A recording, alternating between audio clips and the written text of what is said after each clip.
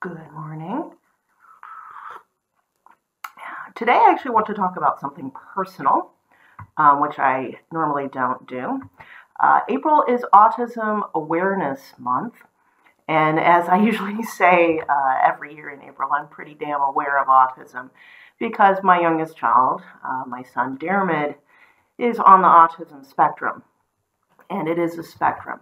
What I want to talk about today, a lot of people talk about, various orgs you should or should not donate to causes of autism. I really don't want to go down that rabbit hole, and not right now at least.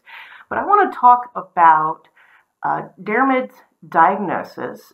He was diagnosed with, being on the autism spectrum. At the time, the terminology, so this was back in 2009, the terminology was PDD-NOS, which is pervasive developmental delays not otherwise specified. They don't use that terminology anymore. It meant he matched a certain number of symptoms, and it's all behavioral, more or less, symptoms. And I hear the train going by. I live near the Metro North train tracks. Anyway, so part of the issue and why we didn't get him diagnosed earlier, though we probably wouldn't have gotten him diagnosed much earlier than a year before that, was we didn't understand what autism, or I should say autistic behaviors, were. We had thought that autism was about being antisocial, not connecting with other people, though it does manifest itself like that because many people on the spectrum have difficulty connecting to other people in a normal way. Other people don't react well to the way they behave, and thus they don't make connections so much. But Diarmuid, very friendly. Part of this, of course, is he's very pretty. He's very good looking now, but he's a very pretty baby, very cute baby, bright blue eyes, nice round face, big smile. He's always smiling at people. He was his laugh is so infectious. So he was connecting with strangers. He had no problem with strangers. He hugged people. He'd recognize grandparents, other relatives, smile, go running to them, that kind of thing. So we knew there wasn't something quite normal, but it couldn't be autism because he loved people. He loved looking in the mirror, making faces at himself, that kind of thing. However, that's not exactly what autism is. There's a whole bunch of behaviors and a way of relating to the world that's different from neurotypicals. And so here are some of the behaviors he had, and I'll link to a few of the videos from before we knew he was autistic, from my personal YouTube channel, that he did. And I'll have to go digging to find some of them. So one of the things he did, there's something called stimming, okay? And it's a certain sort of behaviors. And some of the things that you'll see is, playing with their fingers in front of their face. That's one kind of stimming. There can be stimming in... Actually, I don't want to demonstrate some of these because some of the stimming behaviors are disruptive. Sometimes it's making noises. Sometimes it's jumping up and down. You see a lot of jumping. So the reason why I jump is a book by a Japanese man. And he was, I think, a teenager at the time when the first book came out, The Reasons Why I Jump. And it, feels really good. We had a little jogging thing, later.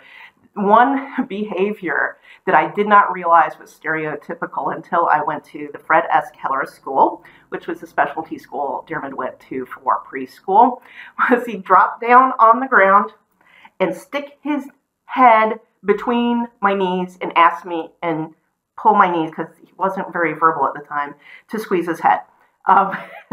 So that was an interesting, there's all sorts of stereotypical behavior. You'll see the flapping the hands. And again, this is not a cultural thing. Diarmuid was doing these behaviors before we went to the Fred S. Keller School. And when I saw most of the students were doing these behaviors, I'm like, oh, this is actually something a lot of them do. So that was one thing. Another kind of stimming he did was spinning stuff. He loved spinning stuff. Now you think, well, little kids like to spin tops. What's the big deal? Well, that's true. But he could spin anything. I think I have video of him spinning plates. Now, that's not that unusual. But he would also spin salt shakers. He could spin any kind of squat. He'd do it to coffee mugs. I'm just looking around the room of the kinds of things he might spin from this room. But things you didn't think could spin. He'd take a cube and spin it on its corner, that kind of thing. He was great with balance. He's always been big on jumping from heights. So jumping, again, jumping is a big thing. Jump, jump, jump. So that was one aspect. One of the things we didn't realize with his language delay, so usually there are language delays, and you could say he's still delayed. And I don't really like the terminology of developmental delays, though that's the terminology currently used, because it kind of indicates, well, maybe they'll develop more, and maybe they won't. Maybe they'll never get very near normal. A lot of the kids, and there's some of the kids that Diarmuid went to preschool with, are still nonverbal. Diarmuid has some verbal ability, but it's very limited. And it's, so you will see people like Temple Grandin, John Elder Robeson, but he wasn't diagnosed until he was an adult. You can tell they speak a little oddly, but they're still fluent in English, can speak complete sentences, nothing like that. But Diarmuid, it's very scripted. He was taught to speak this way. He did not pick this up on his own. So if he hadn't been deliberately trained at Fred S. Keller, he might not have the amount of language he does now. But he sang. He remembered all the They Might Be Giants song. I have a video of him when he's quite young singing C is for Cookie, and then I get him to sing ZYX, which is a They Might Be Giants song for kids. And so, he's not really talking like a toddler should be talking to word sentences. But I'm like, but look at all these songs he can sing. Singing is not the same thing as talking. He's singing something someone else wrote. He's just remembering. And he remembers a lot of stuff. I don't want this to go on too long. I didn't bring in examples, and it's too light on the wall behind me. I just wanted to show that he writes on everything. Now, that's not abnormal per se. Lots of kids write on walls, but he's written alphabets of all sorts over every single surface in our house. Greek alphabet, Russian alphabet, English alphabet, Arabesh from Star Wars. That's his thing. He loves alphabets.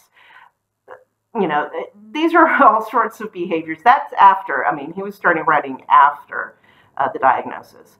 But the issue is that there's certain kinds of behaviors where they perseverate, I think is how you say it, on repetitive behaviors to stimulate a lot of sensory stuff.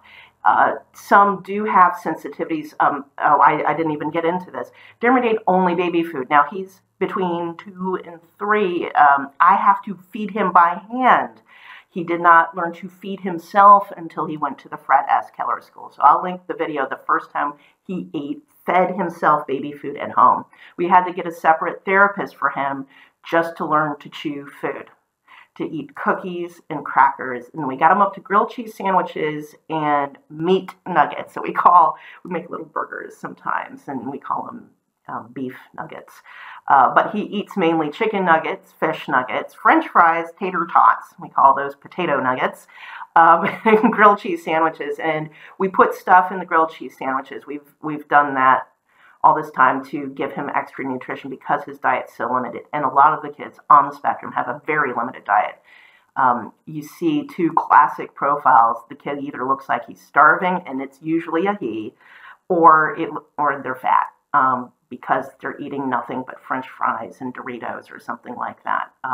They tend to have very, very limited diets, even with additional therapy. This is one of the issues that we had in getting some feeding-related therapy for Diarmuid, because he was normal height, normal weight, because we made sure he supplemented and got enough calories to at least grow. So those are some of the things. I'm not an expert. I'm just telling you this is the experience we had with Diarmuid. It was getting to be very obvious.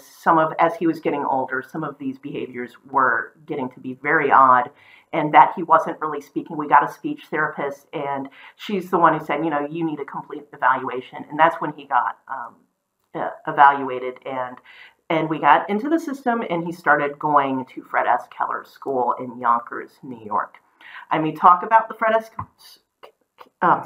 Given this is Autism Awareness Week, I'll probably talk about the Fred S. Keller School in the future. It's an excellent school. I donate to it again, still from time to time, because I really support what they're doing. They do a lot of good work with kids on the spectrum. Anyway, that's for today. Bye-bye.